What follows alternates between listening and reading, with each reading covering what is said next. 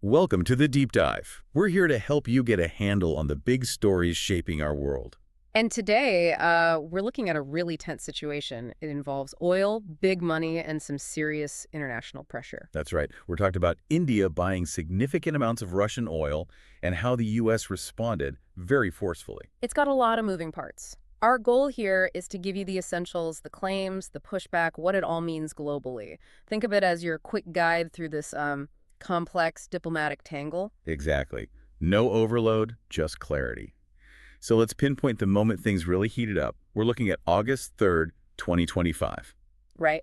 And on that day, Stephen Miller, who's a top aide to President Trump, made a very direct accusation. Yeah, he didn't pull any punches.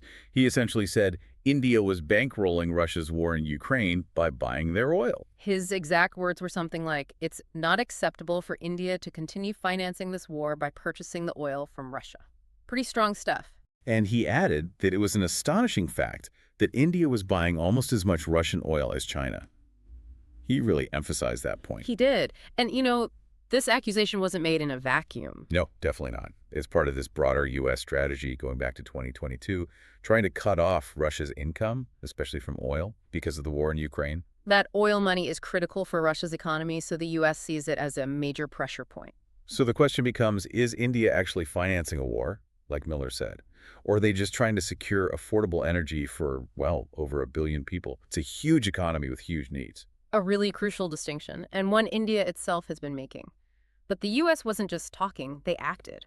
Right. Even before Miller's statement, things were already in motion. On July 30th, President Trump announced new tariffs. Yep, a 25% tariff slapped on Indian goods effective August 1st, so just days before Miller spoke out. And that wasn't even the end of it, was it? No. Trump also fleeted the idea of much higher tariffs, potentially hitting 100%. 100%. On goods from any country buying Russian oil. That was the threat, yeah. Unless Russia agreed to a peace deal with Ukraine, it was serious economic leverage being applied, or threatened at least. And this fits a pattern with President Trump, doesn't it?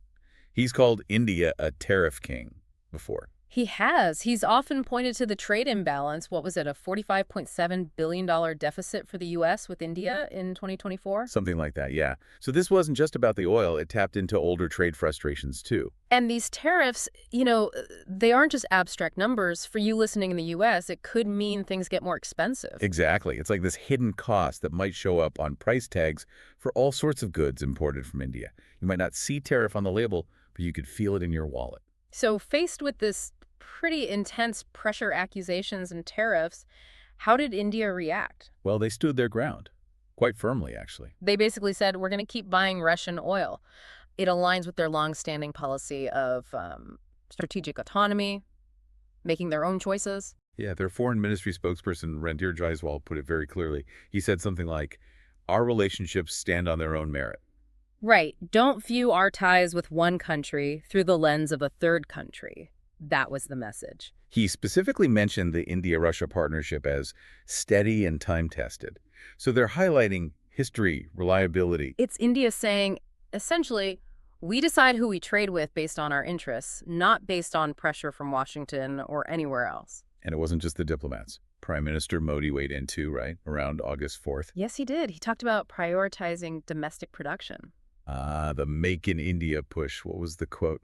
Something about buying things made by the sweat of an Indian. That's the one. It's a powerful message about self-reliance, boosting their own industries. So it connects to a bigger picture for India. It's about getting affordable energy, yes, but also about building their own economy, their own manufacturing base, balancing global trade with national development. Exactly. It's not just defiance. It's part of a broader national strategy playing out. So what we're seeing here is more than just, a disagreement over oil sales. Oh, much more. It's a real clash of major global interests.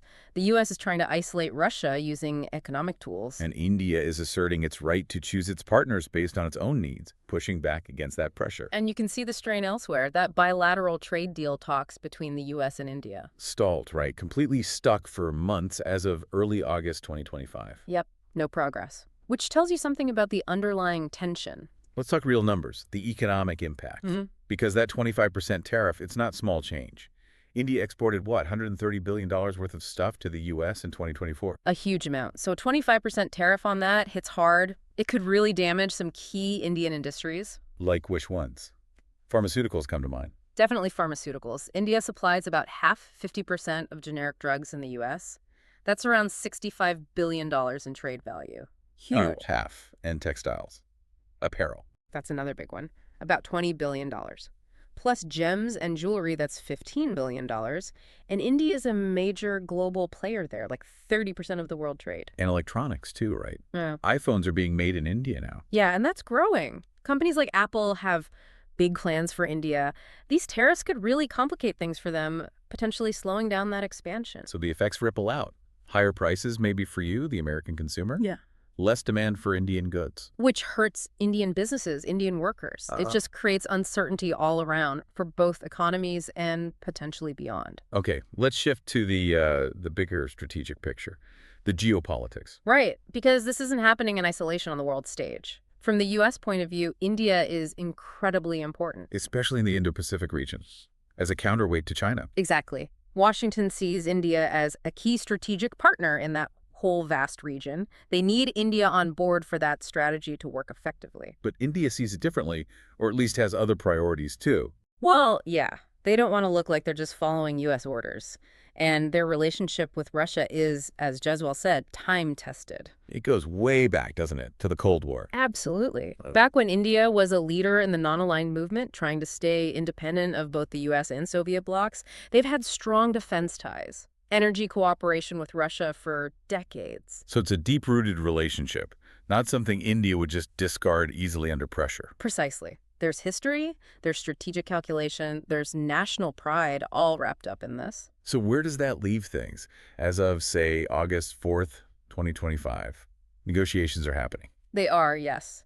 But it sounds like finding common ground is really, really tough. There's a lot of uncertainty. And politics plays a role. Naturally, President Trump is maybe thinking about 2026, needing to look tough on trade. That's likely part of the calculation, yeah. Projecting strength, fulfilling promises to his base. And Prime Minister Modi. He's got his own domestic audience. Farmers, small businesses, key groups that could be hurt by tariffs. He needs to protect them. Absolutely. Both leaders are navigating complex domestic pressures while dealing with this major international standoff. It's like that tricky situation, trying to split the last piece of pizza fairly when everyone's hungry. Someone might feel shortchanged.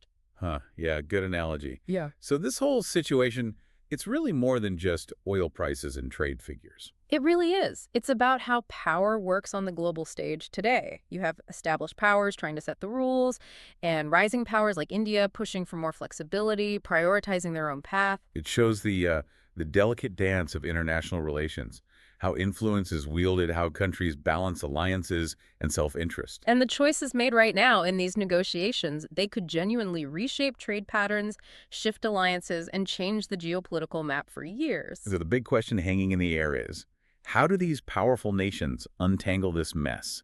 How do they navigate these overlapping, sometimes conflicting interests? What does this standoff tell us about the future of alliances? About economic stability globally? The game is definitely still being played. It'll be fascinating and maybe a bit nerve-wracking to see the next moves.